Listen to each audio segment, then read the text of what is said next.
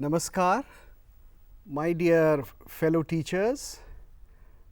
I am addressing you today, giving you two lectures, part 1 and part 2, on the history of the philosophical and cultural concepts which we have had in our great nation and in our cultural tradition. As you know, our history goes back to a long period, and what we are today is a result of that history. And what we shall be in centuries to come would also be the result of what we make of our past today. So, it is very important to understand the past that has been and what possible use we can make of it. Now, who is going to make a use of it? It is our young children who will grow into young men and women, then into a workforce, the able citizens of our country, who will really make our present and hence our future. But then, who makes these children? Who makes the thinking of these children? It is you, the teachers, who do it.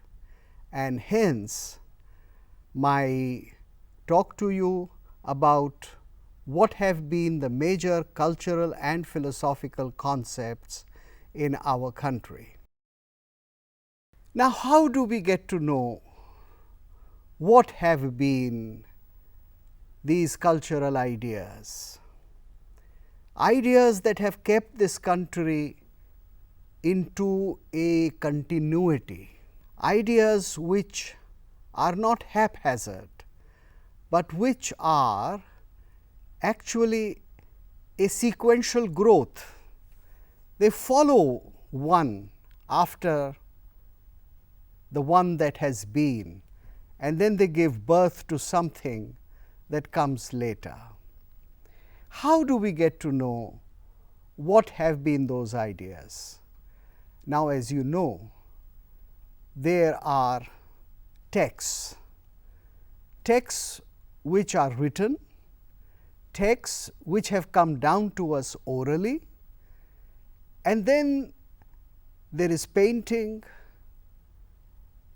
there is art, there is sculpture, there is epigraphy, and there is a whole lot of evidence that we have in history through the thousands of years of our history, which talks about of all these ideas and all these cultural notions that govern our lives to this present day. We do get these in history, but how did these concepts come into existence? Is it just because there were different kinds of people who were pouring into India one after another over a period of centuries and centuries? Or is it that these ideas were connected and they led to a growth? Now, it is very important to understand that there has been certain very fundamental ideas from the earliest times of our history, and we have certain texts which we can read. The earliest text in India, as you all know, are the 4 Vedic Samhitas, the Rig Samhita, the Samgan, the Yajurved and the Atharva Ved. The bulk of the text is in the Rig Veda, the Rig Samhita. And then when the Rig Samhita was sung in a certain style, then it was called Samgan.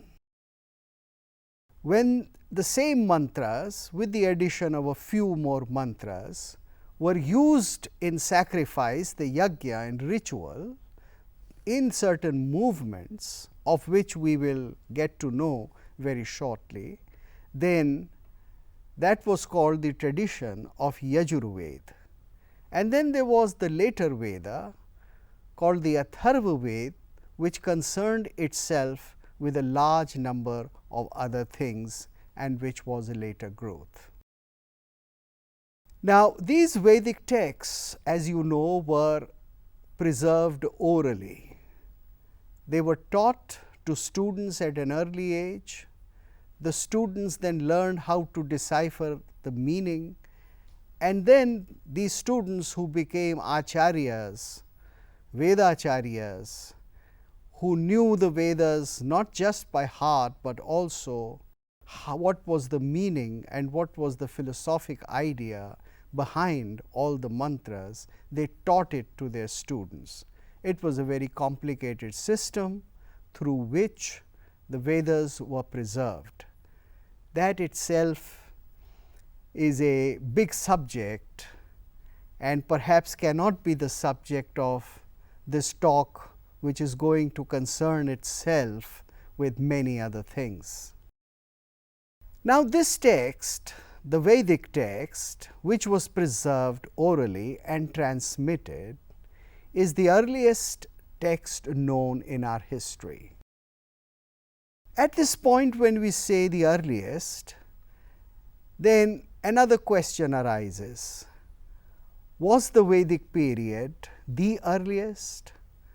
Was there a civilization in India earlier to the Vedas?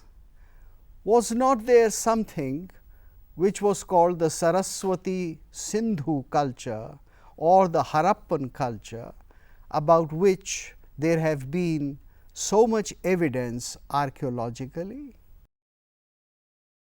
Let me tell you that in the last 30 to 40 years, there has been a big difference of opinion among scholars regarding the age when perhaps the earliest Vedic mantras or what is called samhitas were collected, or rather when the Vedic civilization existed.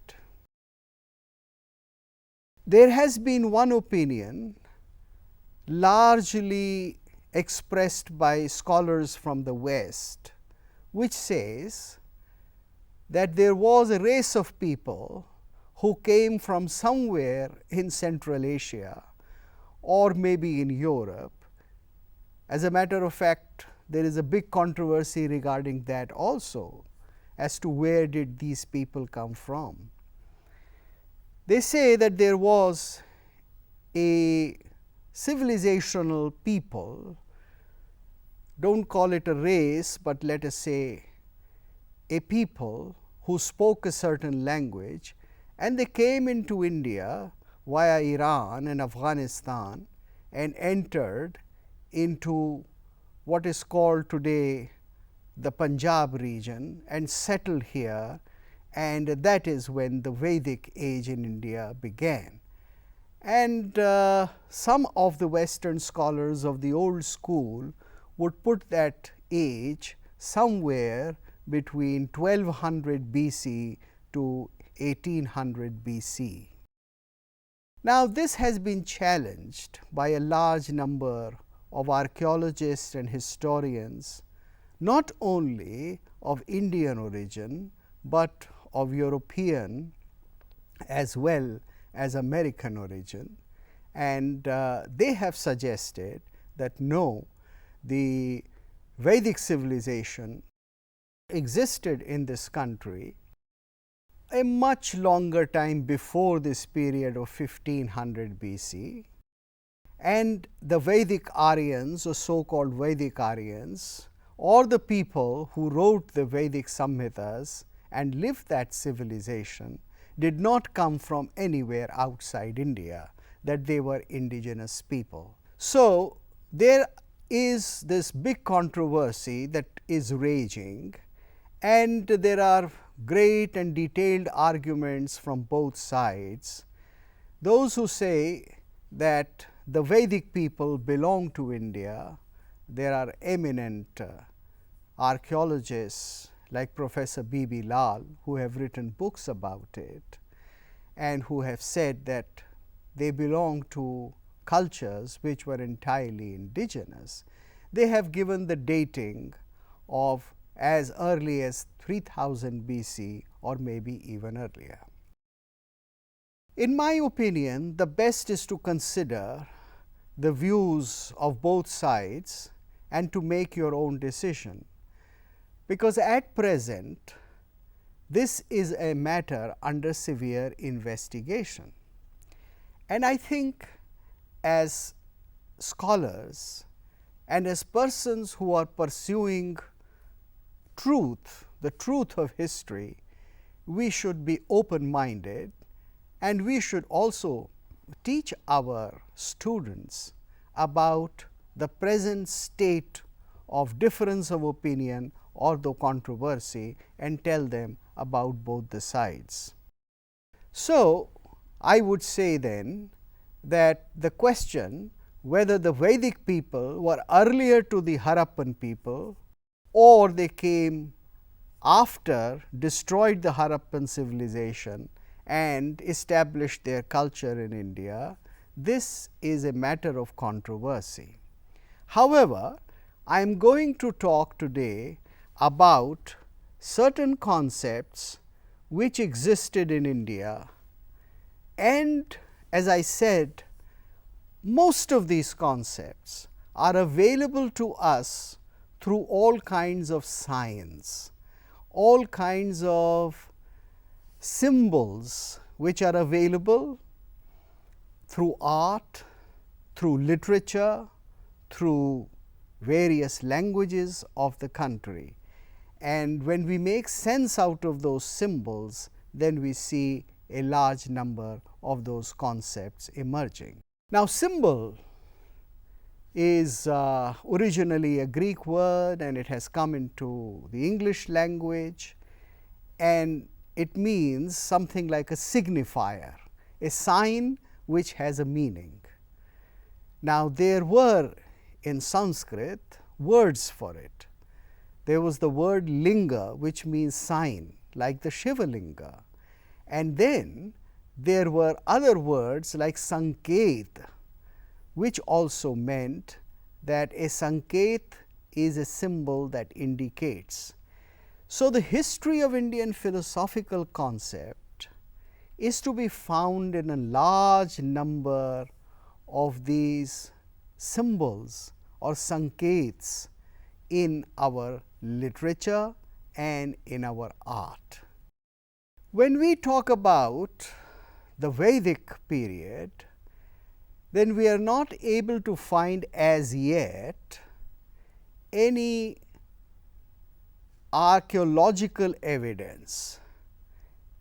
There are some people who say that the Harappan age, or what is found in sites like Mohenjo-daro, Rakhigarhi and various other Harappan sites or Sindhu civilizational sites, they were contemporary with the Vedic culture. There are historians who have that belief. So, they would say that Harappa and Vedic civilization are contemporary or are perhaps the same. However, if we look at the texts of Vedas and if we see what is contained in them as literature, as part of the mantras or the hymns, then we see a large number of symbols, as I was telling you what symbols are. Now, some of these symbols are mostly the stars and the heavenly powers or the heavenly sources of natural expression. For instance, there is the sun, there is dawn, there is moon, there is fire, there is Vajra, and the 5 elements. And in all large number of the Vedic Samhitas, you have a mention of Ghrita, milk, honey, corn, light and darkness, horses, chariots, animals and birds. And all these words are used not just literally, but in a highly symbolic manner. Now, let me tell you, what was this Vedic civilization like? What did these people believe in, and what were their lives? Their lives were very simple. Their civilization or culture was in some ways simpler than perhaps the modern technological civilizations, yet it was not what is sometimes called primitive. It was a very complicated civilization. There is also mention of the fact that the Vedic civilization had some kind of a sea trade, that there were big ships which were going to far off countries, and there was a thriving trade between the people of the Vedic times and other contemporary nations. However, it is also clear that this was what is now called largely an agricultural civilization, because there was no technology as we think of technology now, that is complicated technology which is concentrated on manufacture of a large number of things. That is one aspect, the economic aspect of these people. Then what is most important to us is the spiritual life of the Vedic people. The reason why we know mostly about the spiritual life of the Vedic people is very simple. And the reason is that the four Vedas are primarily concerned with performance of yajna and performance of ritual worship to the gods and goddesses. So, the texts being texts of worship, we know mostly about the method of worship, the purpose of worship, and the civilizational concerns of worship, or what may be loosely called religion of the Vedic times. As you all know, the Vedic civilization was founded upon the idea of yajna, which into English is translated into sacrifice. Now, in English, sacrifice has many other meanings, but yajna was making a particular kind or many kinds of altars. And in these altars, made in sometimes a very complicated geometric patterns, fire was lit and oblations were offered to the gods, the Vedic gods, through the fire. It was believed that the fire is the mouth of the Devatas. The Devatas do not partake of the gifts or the oblations that we give to them directly, but they do it through fire. So, fire or Agni is the mukha, and they were offered into the fire, as is still the custom in the yajna. This society, being a simple society, had largely the yajna system of worship, in which yajna was the main system. The gods were invited, they were asked to come down from wherever they are, the heavens. They were asked to come, take a place near the yajna fire. They were entertained by many kinds of praises, which are the mantras or stobha mantras said and sung in their praise, and the oblations were offered to them, that is, food was given to them through fire. And then after seeking their blessings and after seeking an assurance that whatever the worshipper was asking, the devatas or the gods and the goddesses were asked honorably to return. Now, this was the basic pattern of Vedic worship. There were many kinds of Vedic altars, as I am showing to you. The kind of altars and the reason for them is a very complicated affair. This is again a shot which you see now from the Vedic yajna, which was done almost 20 years ago at a very large satra or a gathering in Kerala, and this is called the Agnihotra Havan, the libation of Agnihotra. The yajnas were very different, very complicated. They were private yajnas by the individual, there were community yajnas, and there were royal yajnas in which the state or the king was the conductor of the yajna or the yajman, and the community as a whole participated. Some of these yajnas went on for weeks or months or years in a sequence. However, when all these yajnas were concluded, at the end of every yajna there was a big ritual bath in the river, and that was considered to be the conclusion of the yajna ceremony. In the Vedic system are certain fundamental concepts. The concepts that there are powers, devatas, which govern our lives, which are the creative forces, which are the forces that have made this whole cosmos. They are maintaining a world order called Rita, the order of what may be loosely called truth, and this order can be again and again felt by us by offering sacrifice and by offering the idea of keeping a close connection with the devatas. The devatas were invited and, as I said, entertained, and then they were asked to go back.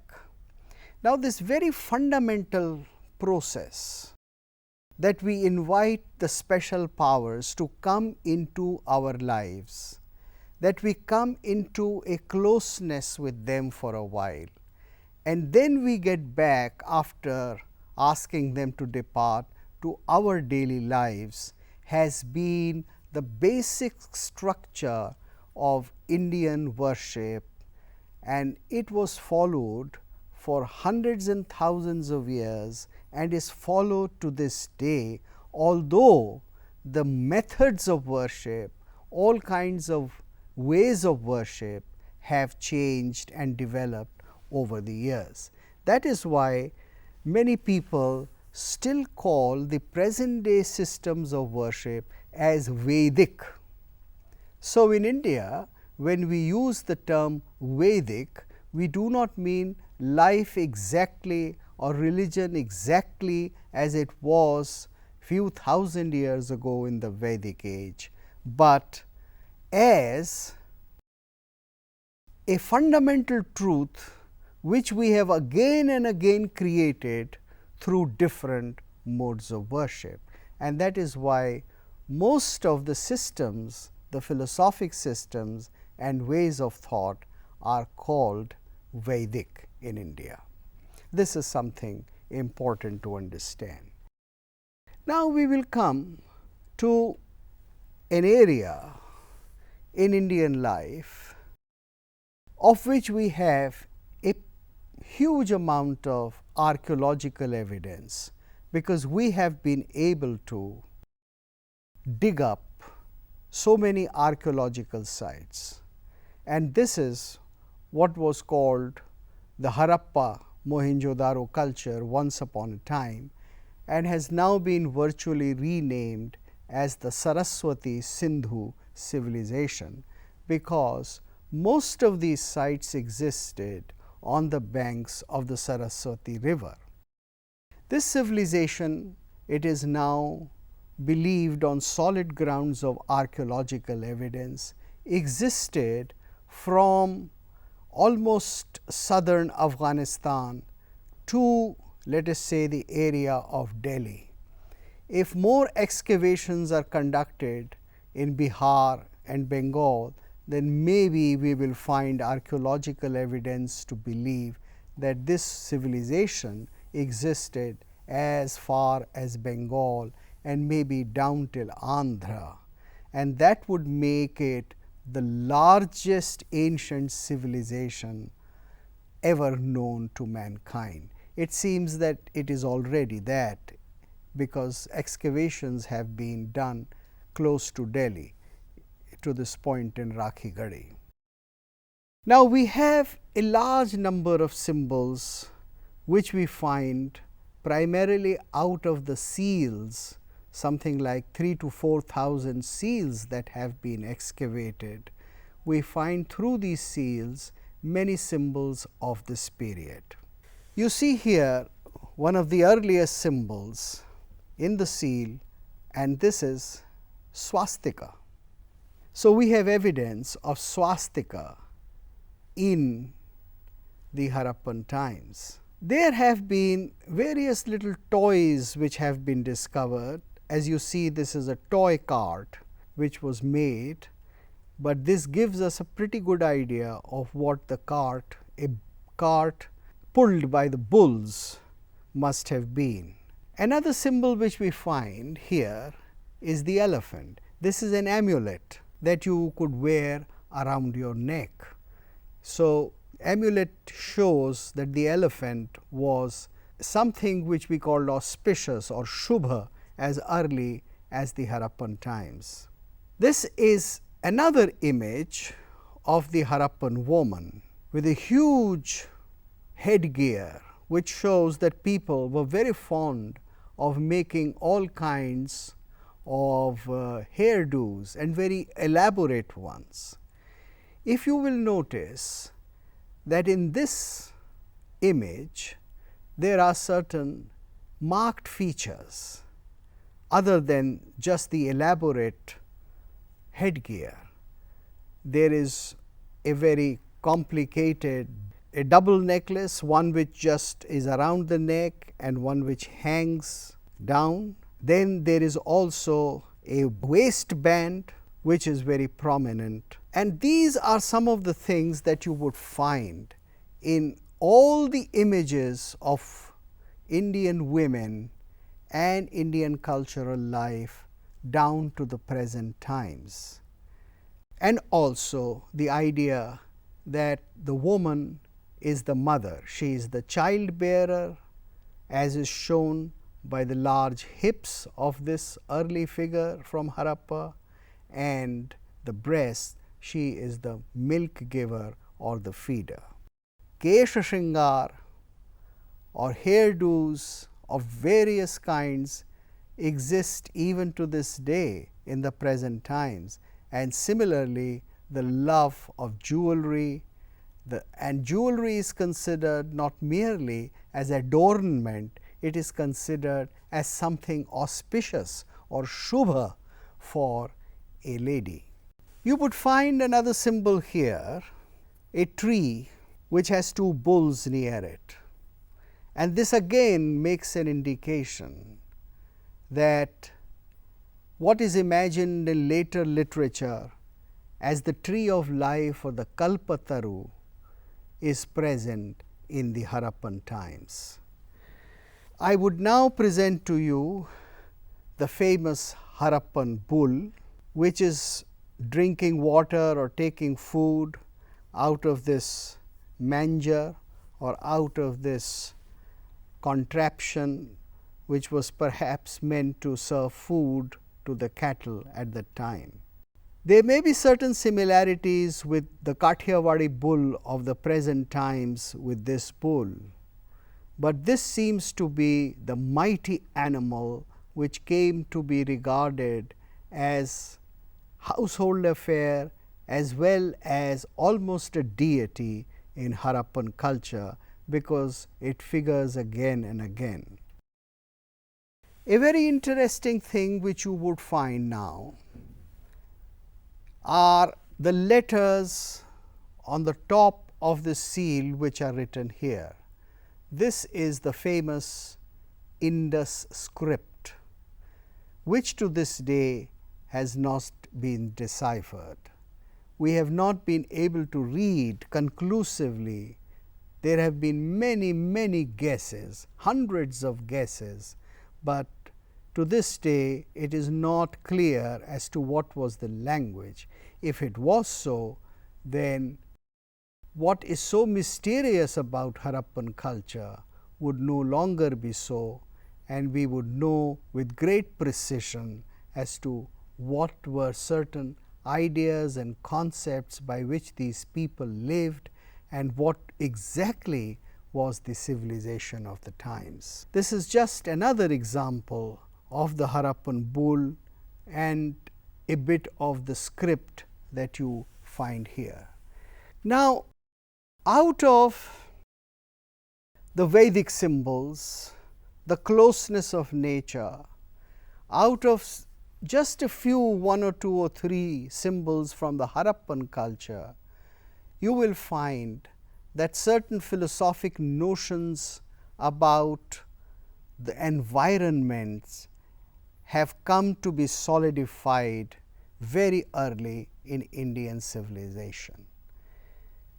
The primary concept is that man considers himself, or that man considers humanity to be a part of nature, that it is not something different from nature. It is not as if human beings were created by God differently and nature or the world was created differently.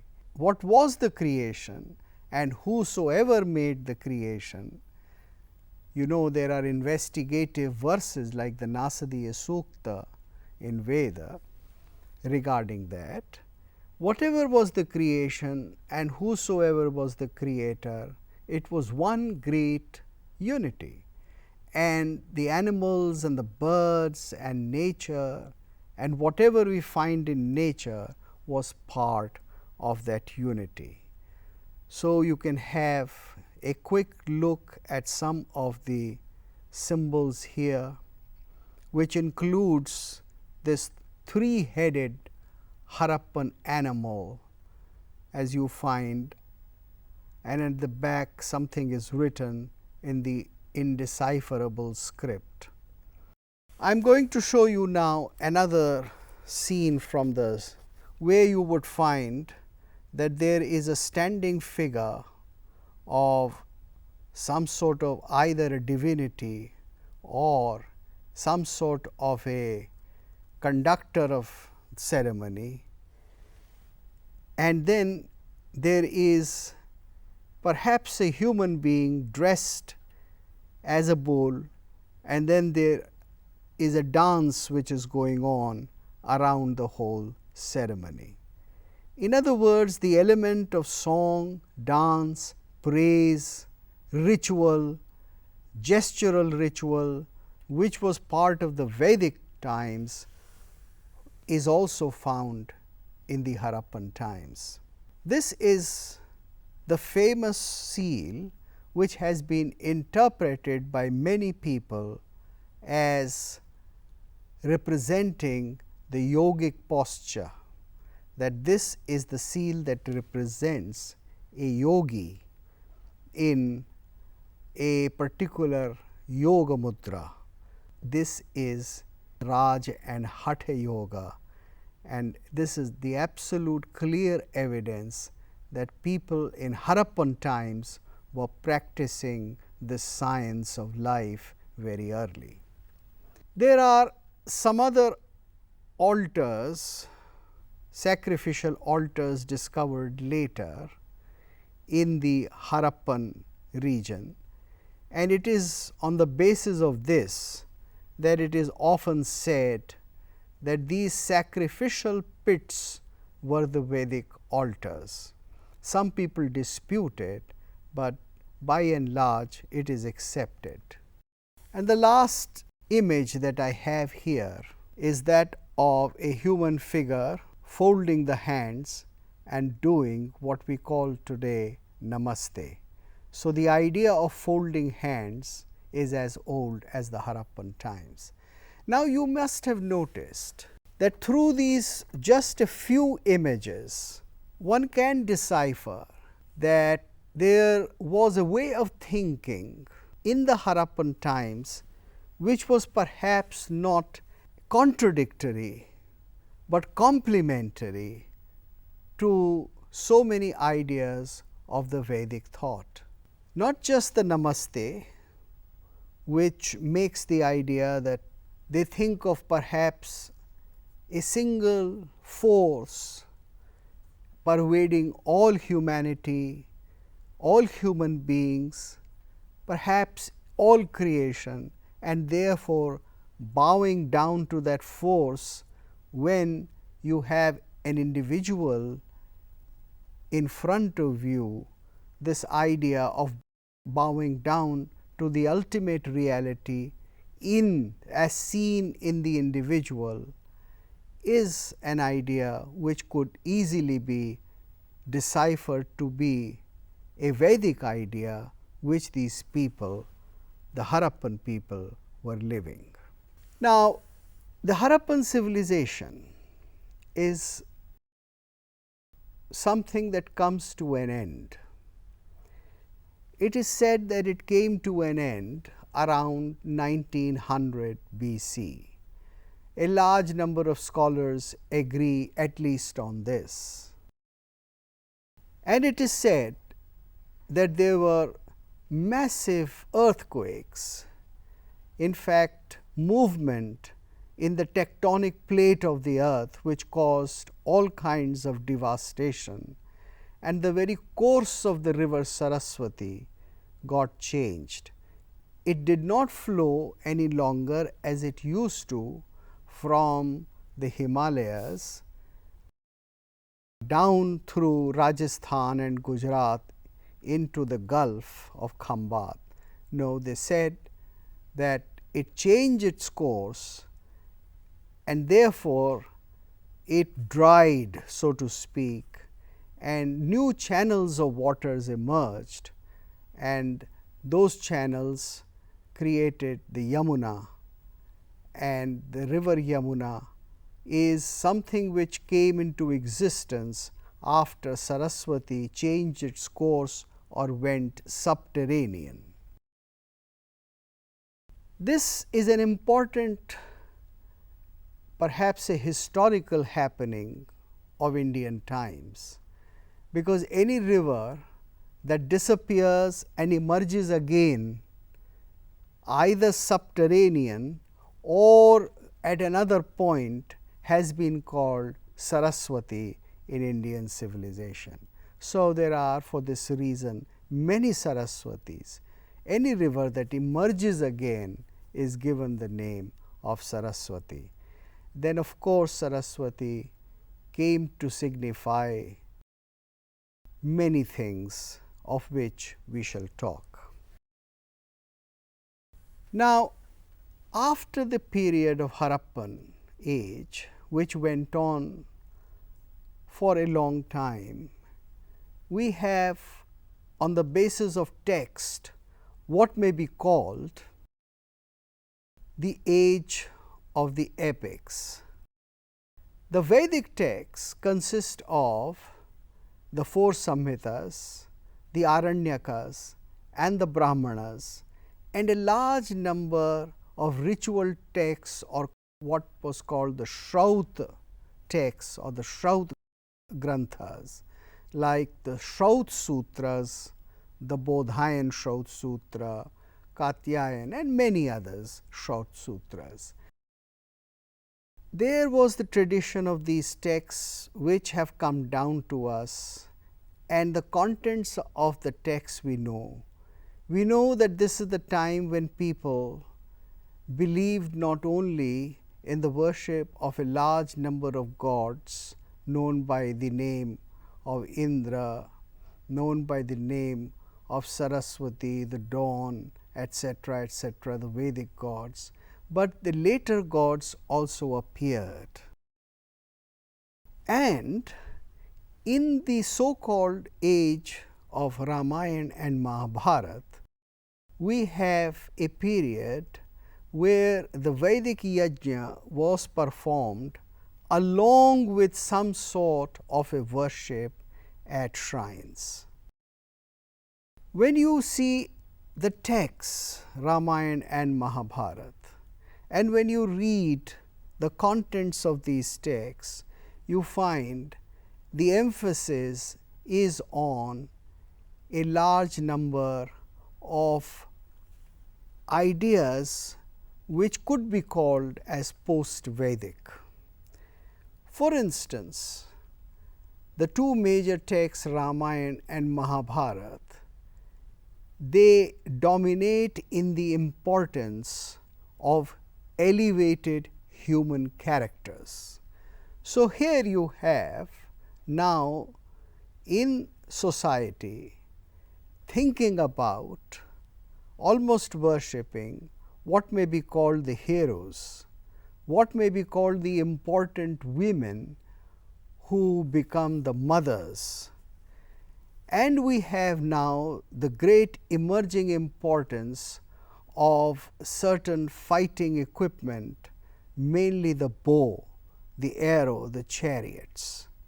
So, we know that there is now a cavalry, and we know that the army has grown in complication, that the cities are larger, and new towns were being built by clearing the forests, and many sociological and economic changes were taking place. A reflection of the society which had the king, an army, and a well-governed people. And this is the time when the notion of the king, the Raja, develops as somebody who takes directly care of the large section of his people, or Praja. He is the one who takes care of a state and governs the state. And this is also the time when the earlier Vedic Varna and the ashram system becomes into a more complicated hierarchy. Now, the Varna hierarchy is to be found in the Vedic texts also, but it is clear from the Vedic texts that it was not so complicated or so rigid, because there was very little urbanization. In the period of Ramayana and Mahabharata, which perhaps could exist anywhere from 1500 BC to, let us say, 600 BC. Scholars again have different opinions on different dates, and you know that the question of dates is a matter of controversy and change all the time. So, I am giving you certain rather commonly held dates about the texts of Ramayana and Mahabharata also. You find here now in this very complicated system a social hierarchy, and you find an economy which is talking about a more complicated technology than was possibly found earlier. Therefore, you have a larger number of devices of travel. For instance, the chariot acquires an extremely important place. Earlier, the chariot was an instrument of use for a limited population, largely the kings, the royalty. But it seems now that chariot, the bullock cart and the chariot have become instruments of large scale commerce. Now, this did exist perhaps in the Harappan times also, but it is more clear to us in the so called epic times.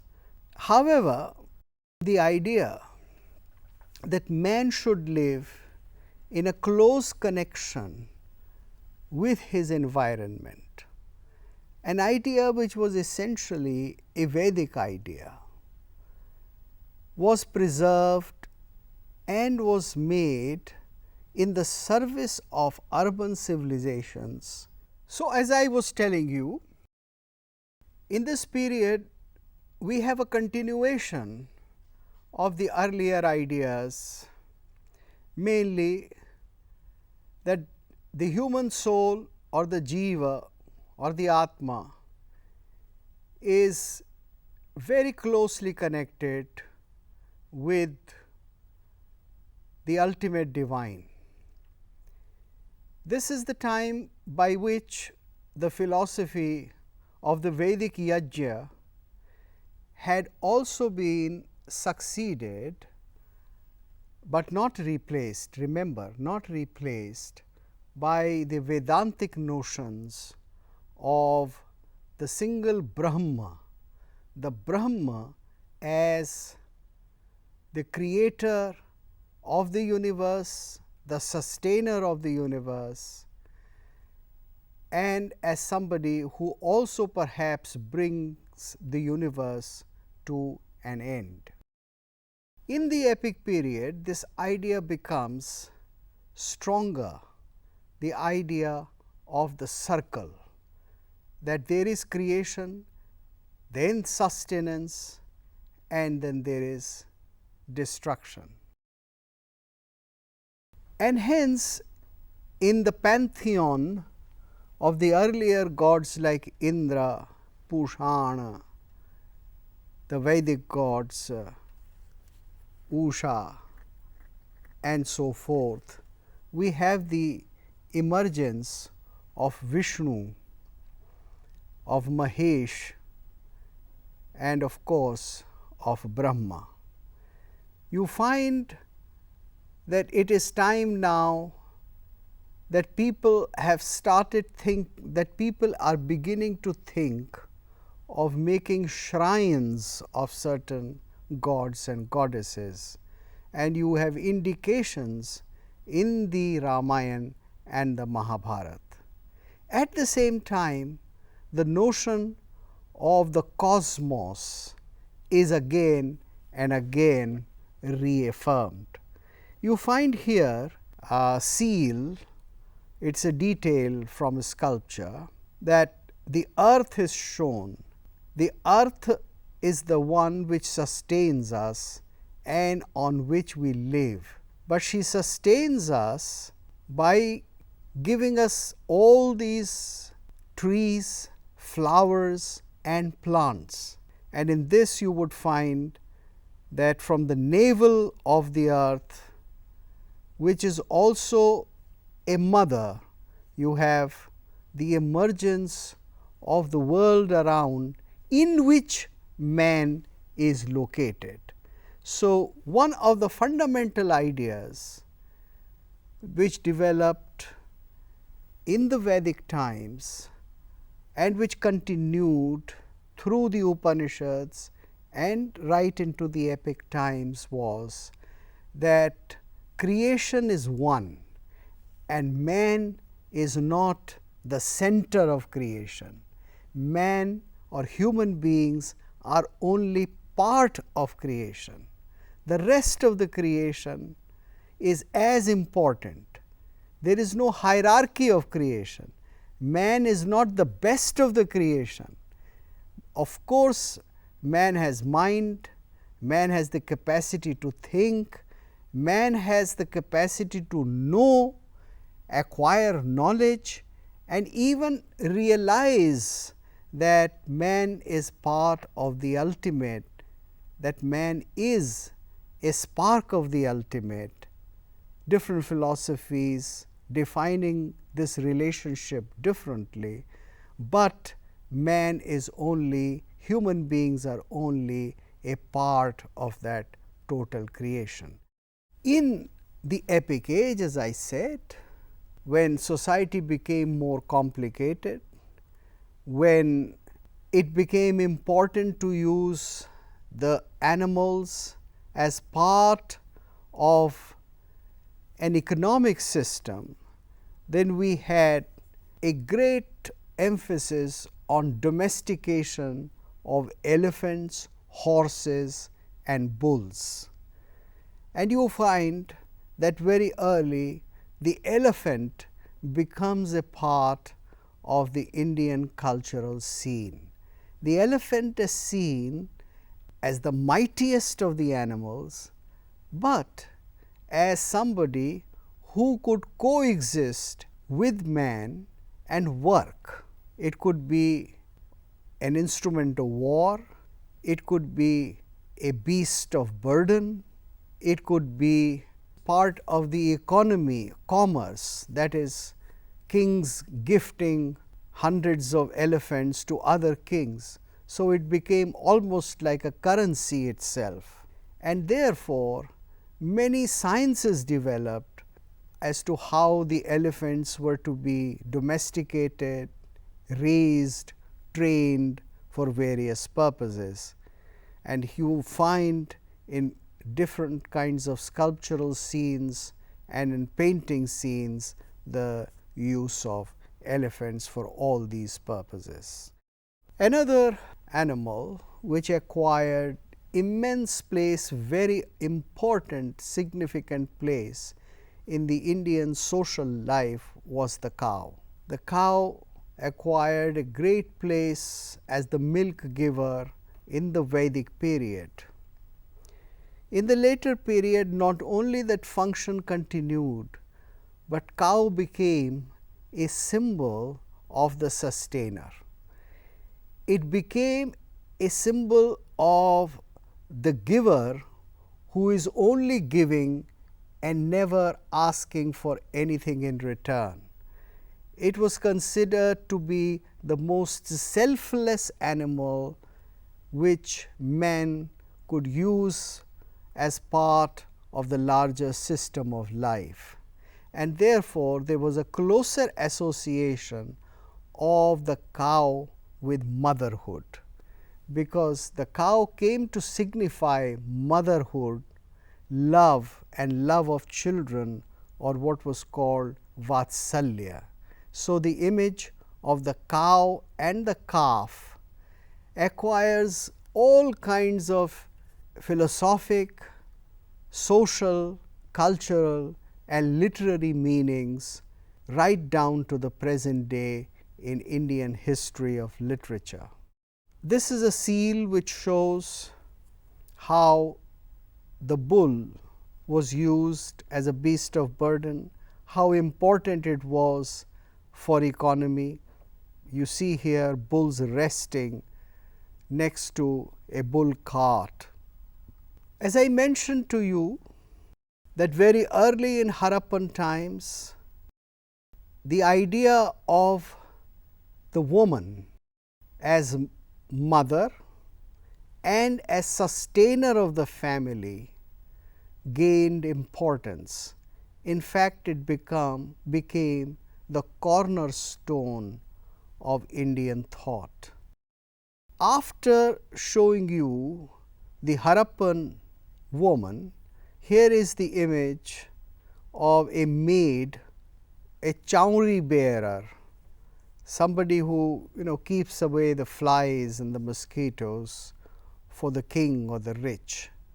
And this is from the Sanchi Stupa around 2nd century, 3rd century BC. You would find here that she symbolizes through her large full breasts and the big girth and the expansive pelvis, she symbolizes the giver of birth and the sustainer of family, the one who raises children, or the one who makes the house. Then they define the woman as the house itself. Grihini griham uchyate. A house is not walls, a house is not furniture, but the woman is the house. So, symbolically she is the sustainer, and you find this again and again in thousands of images which were carved in sculpture. Along with the animals, even the reptiles considered as close to mankind. They were not considered as enemies. A snake was not therefore a symbol of evil. A snake was not somebody that is intrinsically and forever an enemy of mankind. A snake is not devil incarnate. A snake is again the sustainer of life, because it helps Vishnu to sleep and rest as Sheshanag, and therefore a closeness with snakes, worship of snakes, regarding snakes as forces, whether it is the force of Kundalini for the yogi, or it is the force of a deity for a worshipper, became very important. And you have from here in Nagarjun Konda the Sheshanag, or the great snake, the Adi Shesha. Now, soon after, in what is called the classical period, philosophical systems became very important, and our systems became complicated and also full of variety. I told you about relationship of man to universe. It was then imagined that everything in the universe is not only to be seen as connected to the universe or as part of the universe, but as something which contains the universe itself. So, the universe is in a particle, just as a particle is in the universe. And there is a saying, Yat Pinde Tat Brahmande. Whatever is there in a unit, in a pind, is also in the universe. And the reverse of it, Yat Brahmande Tat Pinde. Whatever is there in the universe is in the single unit. And hence, a single body, the body of a, let us say, a dancer, or the body of an actor, becomes a whole universe in itself. So, the Vedic idea of the Purusha Sukta, where the Purush is defined as the universe, and the universe is divided into four parts: the thinking part, the mental part, the spiritual part as the head, then the arms as the active part, the stomach as the one that runs the economy and digests, and the legs that sustain or make it possible for a single universe to stand somewhere, to be located somewhere. You see, we have to see this not in terms of something which is upper and higher and better, but we have to see this in terms of a whole unity, that each is a part that sustains the other. So, the idea of the Brahman, Kshatriya, Vaishya and Shudra as represented by the head, the shoulders, the belly and the legs are not to be seen only in terms of an hierarchy, social hierarchy, but they are to be seen as a single unity of the universe, where the functioning of each is as important as the other, and where the functioning of a given class sustains the other three classes. The idea of the one who bears the body being the anga, and the bearer of the body, the Atma being the Angi, is defined as the Anga and the Angi Bhava. Therefore, a single body, let us say of a dancer, has the whole universe, and it is through the movement of the body that the dancer is able to portray the whole universe, express the whole universe. This idea was applied in all kinds of Indian arts. This idea is called the Ang-Angi Bhava, and this is found, this idea, as I said, not only in the Purush Sukta, but in so many shastras of theatre, of architecture or shilpa, of painting and so forth. The body therefore becomes a representation of the universe, the creation, and a single individual becomes also the body. This is also the idea that leads to the notion of the avatar.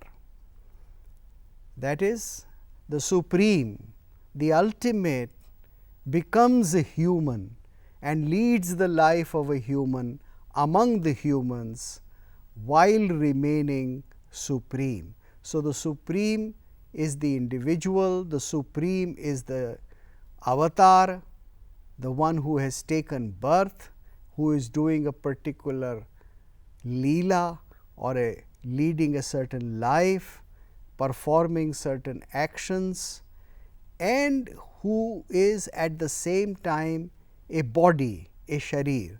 So, the body and the spirit are entirely united, they are one and the same thing, and this idea is reflected again and again through a large number of arts in India.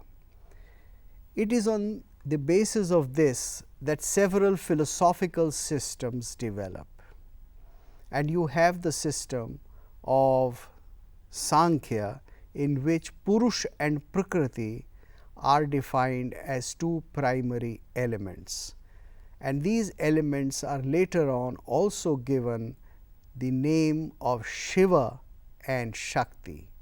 So, Shiva and Shakti are not higher and lower, but they are a unity and they are mutually dependent. Shiva can do nothing without Shakti. Shiva Shaktya yukto yadi bhavati. If Shiva is combined with Shakti, then only it can create. Shiva Shaktya yukto yadi bhavati Shaktaha prabhavitum. Shiva is able to create only if he has the power of Shakti. So, it is Shakti which is the creative force. This again ties up with many images that I have shown to you of the woman. The woman therefore is the creator, the woman therefore is also the image, the incarnation of Shakti. She is not just an image, she is not just an idea, but she is an incarnation, she is an avatarana, she is a actualization of Shakti, and she manifests the Shakti through many things. Her aspects of the ability to give birth and raise family are shown sculpturally by giving prominence to certain parts of her body, which I have just indicated to you. This is also the time in India when you call it the classical period, that notions of Vedanta, Atma and Brahma become clearer and clearer. Although these notions were very well stated in the Upanishadic period and in the Upanishads, but this is the time when Vedanta enters into a large number of our arts. However, at the same time, there was a philosophy which went after the analysis of what is nature or Prakriti. If there is Purush and Prakriti, and if we are going to analyze Prakriti, then what is Prakriti? And that philosophic system was called Vaisheshika. The Vaisheshik explored the various elements or tattvas. At different systems, different kinds of tattvas were stated. Sometimes the tattvas other than the primary 5 tattvas, time was also considered to be a tattva, mind was also considered to be a tattva, and many systems developed which went on to define as to what is Prakriti or what is a Sharir or what is the nature of a human person and the universe as a whole. This is also the period when the notions of yoga, mainly through the writings, sutras of Patanjali, came to be solidified, and the notion that the idea that the Brahma is to be known through the practical sadhana of yoga was indicated. As you know that Patanjali defined yoga as Ashtanga, having 8 parts: Yam, Niyam, Asana, Pratyahara, Dharana, Dhyan and Samadhi. So, these are the 8 parts which were defined. 4 of them, Yam, Niyam, Asana, Pranayam, they are considered to be the physical aspects of doing your sadhana to reach the ultimate. And then Pratyahara, Dharana, Dhyan and Samadhi are the internal parts in which the pursuit of yogic life is not through any external action like Yam, Niyam, Asana and Pranayam, but through the inner experience of the rise of the Kundalini. The Kundalini was defined as the Sarpa.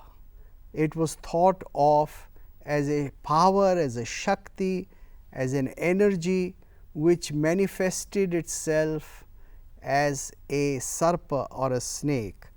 Sarpa means the one that travels, and therefore, it travels from the lower parts, the chakras of the body, to the higher parts. The Sarpa is to be taken not just literally, but in terms of the movement of energy. It is in the classical period that there occurred a very great change in the mode of worship. And as you can see from what I have been trying to bring your attention to, that is the development of certain notions of how the ultimate is to be seen as living in the limited body, how the idea that the supreme power or the universe or the totality of experience can be seen in a single sharir or in an anga or in a body or in a sharira. Now, this is the idea that leads to the notion that the divinity can also be indicated as a sharir, as a body, as something which in itself is divine. So, the notion that an idol, that an image made in stone cannot be divine, is alien to Indian thought. The contradiction between an image on paper or an image in stone and the spiritual divinity, the contradiction that exists in some other philosophical systems of the world, systems outside India, in the Mediterranean and in the Middle East, that kind of a contradiction does not exist in India. It was resolved very early. The spiritual, the supreme being is also capable of being manifested and seen in a human body, in an avatarana, in a sharir, and that sharir could be the sharir of the body made in stone and installed in a temple and worshipped as divinity itself. Now, when this idea grows largely, then we have the growth of what we may call the temple. The temple, the whole temple itself is a body of divinity, not just the image, the ideal, the vigraha, but the whole temple was also seen as a large body of the universe, and everything which is in the universe is represented in the temple, and the temple had parts, the feet, the knees, the belly, the shoulders and the head or the shikhar, just as a human body has. So, a very complicated science of making temples and having the divinity in the garbhagriha or the area of light in the temple developed. A whole notion, a system of art and thought and a culture developed in India around it. So, the great age of temple building begins.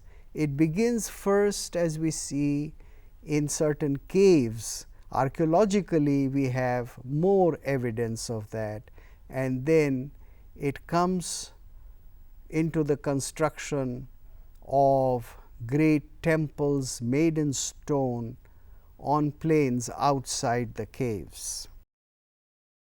You find now that the notion that the temple is a place which is a social gathering, a place for spiritual gathering, a place for economic transactions, a place for maybe even, not maybe, specifically for education, and a place for the where you find that the best of arts, the music, the dance and several other branches of learning are available to the temple goers, this notion develops. Therefore, right from around 2nd century AD, we have these huge temple complexes in India, where all the arts and all the philosophical systems converged to create a place which was not just for worship, which was not just for culture, but was for all kinds of civilizational concerns of Indian society. Now, you find that this was done in great order. It was something quite sophisticated and refined. It was not as haphazard as unfortunately we see in our places of worship today, but it was extremely well ordered, and it had a large number of people who would take care of different kinds of activities. So, there would be the Purohits who would take care of the divinity, the rituals for the divinity. There would be people who would take care of the sanctity and the cleanliness and the well-being of the temple area, all different areas of the temple from the inner garbhagriha to the outer post gate. There would be people who would take care of the dance and the music which was to be provided in the temple before the deity as part of worship. There would be people who would take care of the scholars who would be living as Asthana Vidwan, that is, people who belonged to the temple and pursued scholarship in various areas, not essentially religious areas, but secular subjects also, like how to make perfumes or how to make alloys or how to create the best kind of architecture, etc. So, the temple culture that developed necessitated a convergence, a total convergence of the economy of the Indian system which dominated at that time. Now, this culture largely continues till about the 9th and the 10th century. The kings patronized the temples, but it would be a mistake to think that they patronized the temple and the temple life only, that they alone were responsible. No, the royalty or the upper classes alone were not responsible. Temples were sustained by people. The kings would be taking care of certain temples, the royal temples, but the thousands of the temples that existed in any kingdom in classical India, in any kingdom in ancient India, would be sustained by the people, because the people were also the best beneficiary. The king was not the direct beneficiary, because he did not derive any incomes. On the contrary, he gave incomes. It were the people for the benefit of whom these large complexes were constructed. We stop here for part 1. We will go into part 2, and then from there we will take up the many changes in the philosophic systems that took place, which were a continuation of the earlier systems, which came to adjust with the new political situation, with the advent of Islam, with the new economy, with the new kinds of governance that we see in the medieval times. And then in part 2, we shall also go to the advent of the Europeans, the British, and the new culture and civilization that they brought with themselves and which we absorbed to construct what is today modern India. Thank you so much for your patient listening. Namaste.